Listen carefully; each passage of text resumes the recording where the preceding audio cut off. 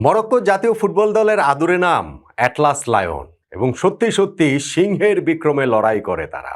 হারার আগে হারে না। বিশ্বকাপের রাউন্ড অফ 32-তে নেদারল্যান্ডসের বিপক্ষে ম্যাচটাতেও আমরা সেটাই দেখলাম। যখন মরক্কোর পরাজয়টাকে মনে হচ্ছিল কেবল সময়ের ব্যাপার, ওই সময়ে তারা ঘুরে দাঁড়িয়ে মরণ কামড় দেয়। খেলাটা 90 মিনিট পেরিয়ে নিয়ে যায় অতিরিক্ত সময়ে এবং সেটা পেরিয়েও টাই ব্রেকারে। যখন টাই ব্রেকারের প্রথম শট মরক্কো মিস করে তখন মনে হচ্ছিল না, এবার বোধহয় হলো না।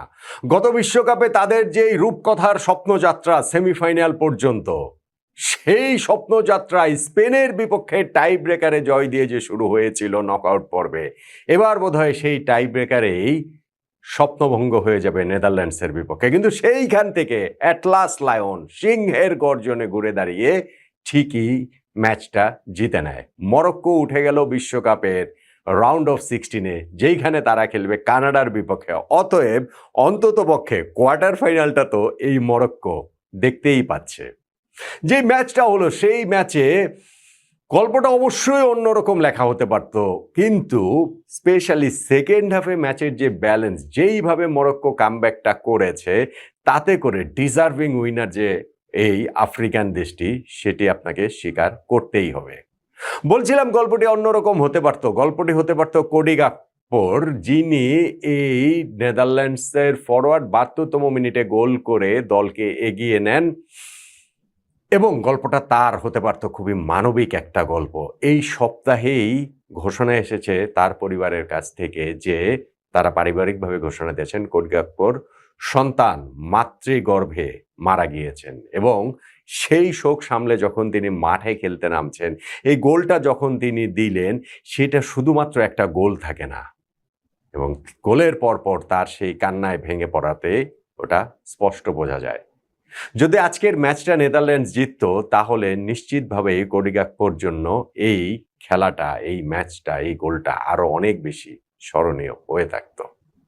ব্যক্তিগত সেই লস তো অবশ্যই থাকে, সেইটা দিয়ে তো আর কোনো কিছু দিয়ে তো আর পোষানো যায় না, কিন্তু স্টিল ফুটবল মাঠের এইরকম একটা অর্জন জীবনের সাথে অনেক সময় মিলিয়ে ফেলে। সেটা হয়নি কোডি গাকপোর ক্ষেত্রে, সেটা হয়নি নেদারল্যান্ডসের কিপার বার্ট ভান বুগেনের ক্ষেত্রেও, যিনি পুরো ম্যাচে অসাধারণ খেলেছেন, অসাধারণ সেভ করেছেন। তিনি ফার্স্ট হাফে তার সেই পয়েন্ট ব্ল্যাঙ্ক সেভের কথা চিন্তা করেন, কিংবা ধরেন আশরাফ হাকিমের ওই যে দূরপাল্লার শটটা যেভাবে গেলেন, কিংবা সেকেন্ড হাফেও যে তিনি একের পর এক মরক্কোর আক্রমণ রুখে দিয়েছেন। হাকিমি অবশ্য আরো একটা শট নিয়েছিলেন যেটা বারে প্রতিহত হয়েছে, কিন্তু নেদারল্যান্ডসের কিপার একেবারে সত্যিকার অর্থেই পর্বত হয়ে দাঁড়িয়েছিলেন মরক্কোর সামনে। আর যখন বাতুত আশরাফ হাকিম একটা খুব ভালো চান্স পেয়েছিল, যেখানে ভ্যান্ডার ভেন যেই ট্যাকেলটা করেছিলেন সেটাই ওয়ার্ল্ড কাপের one of the best tackle, একেবারে লাস্ট ডিশ ট্যাকেল। যখন নিশ্চিতভাবেই মনে হচ্ছিল যে হাকিমি এখন গোলে শট নেবেন, তাকে ওই শটটাই নিতে দিলেন না, ওই টটেনহামের ডিফেন্ডারের অসাধারণ ডিফেন্ডিংয়ে। নেদারল্যান্ড যে খুব ভালো খেলেছে বিষয়টা সেটা নয়, তারা বিচ্ছিন্ন কিছু সুযোগ ক্রিয়েট করেছে, তবে ম্যাচটা আসলে ডমিনেট করেছে মরক্কোই, বিশেষত দ্বিতীয়ার্ধে। এবং যখন নেদারল্যান্ডস এগিয়ে গেল ওই সেকেন্ড হাফের হাইড্রেশন ব্রেকের পরে, কোচ রোনাল্ড কুমেন কিছু চেঞ্জ করলেন এবং নেদারল্যান্ডস আরও অনেক বেশি ডিরেক্ট খেলা শুরু করলো। তাতে করে ওয়েঘহর্স্টের কাছ থেকে বলটা চলে গেল সামারভিলের কাছে। সামারভিল তিনি কোনোভাবে বলটাকে আসলে দিলেন এই সাইডে দাঁড়িয়ে থাকা গাকপোর কাছে, পৌঁছলো কোনো মতে, এবং তিনি জোরালো শটে বলটাকে জালে পাঠিয়ে দিলেন। মরক্কোর তখন আরও মরণ কামড় দেয়া ছাড়া কোনো উপায় ছিল না, কেননা বিশ্বকাপের শেষটা তারা দেখতে পাচ্ছিল।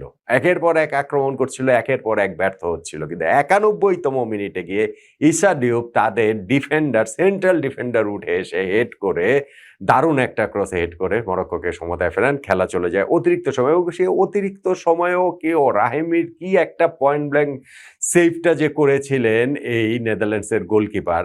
আর খেলাটা যখন টাই ব্রেকারে গেল, তখন তো নেদারল্যান্ডসের মনে একটু কুডাক না ডেকে পারেই না, কেননা টাই ব্রেকারে নেদারল্যান্ডসের অবস্থা হিস্ট্রিক্যালি আসলে খুবই খারাপ। এর আগে বোধহয় 4টা টাই ব্রেকারে তারা বিশ্বকাপে খেলেছে, তার মধ্যে 3টাতেই তারা আসলে পরাজিত হয়েছে। 1998 বিশ্বকাপের সেমিফাইনালে ব্রাজিলের কাছে হেরেছে, 2014 বিশ্বকাপের সেমিফাইনালে আর্জেন্টিনার কাছে হেরেছে, 2022 বিশ্বকাপের কোয়ার্টার ফাইনালে আর্জেন্টিনার কাছে হেরেছে।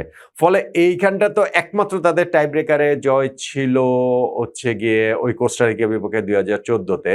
ফলে এই জায়গাটাতে যখন খেলাটা চলে গেল টাই ব্রেকারে, তারা ভেবেছিল যে এইবার ইতিহাস পরিবর্তন হবে, নিশ্চিতভাবেই সেটা তো ভাববেই।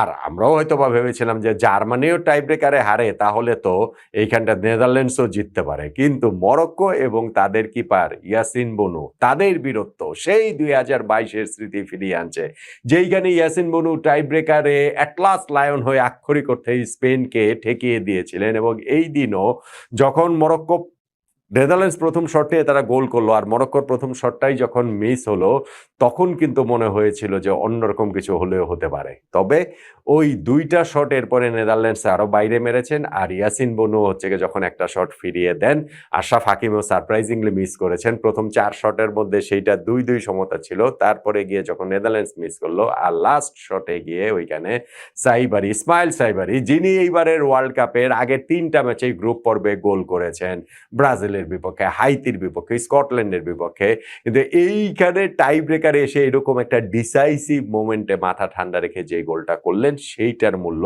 ওই 3টা গোলের চেয়েও আসলে এক অর্থে বেশি। কেননা এই গোলটাতেই মরক্কো নেদারল্যান্ডসকে টাই ব্রেকারে পরাজিত করলো, উঠে গেল রাউন্ড অফ 32 থেকে রাউন্ড অফ 16-এ।